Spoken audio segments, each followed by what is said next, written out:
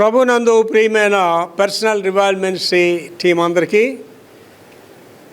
మరి ఇంకా మనకి మే 10వ తారీఖు ఇవాళ నుంచి 13 రోజులు ఉంది. మరి నా వరకు చూస్తే బ్రదర్స్ అందరిలో ఒక మూమెంట్ వచ్చింది. నాకు చాలా సంతోషం ఏంటంటే కృపానంద్ మరి తమ్ముడు సెలవు పెట్టుకొని వచ్చాడట. నాకు అది విల్సన్ చెప్పాక చాలా ఆనందం అనిపించింది. ఆ మీటింగ్ గురించి వచ్చానని చెప్పాడట. నాకు చాలా ఆనందం అనిపించింది. మరి ఫోటోల వరకు వస్తే నా దగ్గర ఆల్రెడీ నా family pictures, henry family pictures ఉన్నాయి. విజయ్ కుమార్ మొట్టమొదటిగా పంపించాడు, తర్వాత విల్సన్ పంపించాడు, తర్వాత దేవానంద్ డిఎస్పి గారు ఆల్రెడీ దేవానంద్ పంపించాడు. అలాగే నిన్నటి దినాన్ని జాన్సన్ కొడుకు సన్నీ జాన్సన్ కూడా ఫోటో పంపించాడు. మరి మిగిలిన బ్రదర్స్ అందరూ కూడా మరి దేన్ కుమార్ అవనండి, అలాగే మిగిలిన బ్రదర్స్ అందరూ కూడా మీ ఫొటోస్ పంపిస్తే మంచిది.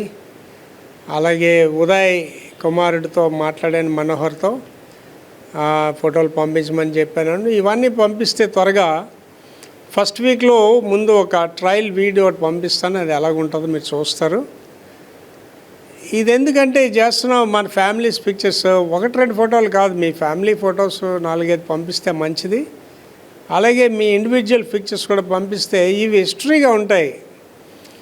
తర్వాత మన జనరేషన్కి మన పిల్లలు కూడా ఈ వీడియో చూస్తారు. ఎప్పటికీ ఉంటుంది, యూట్యూబ్ ఉన్నంత కాలం కూడా అది ఉంటాయి.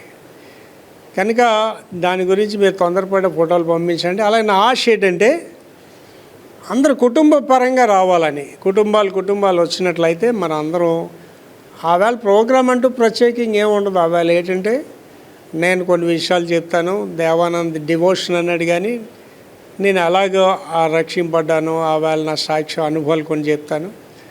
అలాగే మరి పాస్టర్ గారు మరి మీరందరూ వదినదని పిలుస్తారు, ఎలినా గారు కొన్ని అనుభవాలు, మీతో ఉన్న అనుభవాలు ఆవిడే పంచుకుంటానని చెప్పారు. అలాగే శామ్యూల్ బాబు అంటే చాలా చిన్నపిల్లడు వాడప్పుడు, వాడు కొన్ని మాటలు చెప్తాడు. అలాగే మీరందరూ కూడా ప్రతి ఒక్కరూ మీ యొక్క సాక్ష్యాలు చెప్తే నాకు అవన్నీ రికార్డ్ చేస్తామండి. మరి జాన్సన్ కొడుకు చెప్పాను, సనీ నువ్వు డాడీ గురించి అనుభవాలను కొంచెం చెప్పమని. అలాగే ఉదయ్ కొడుకు మనోహర్ కూడా చెప్పాను.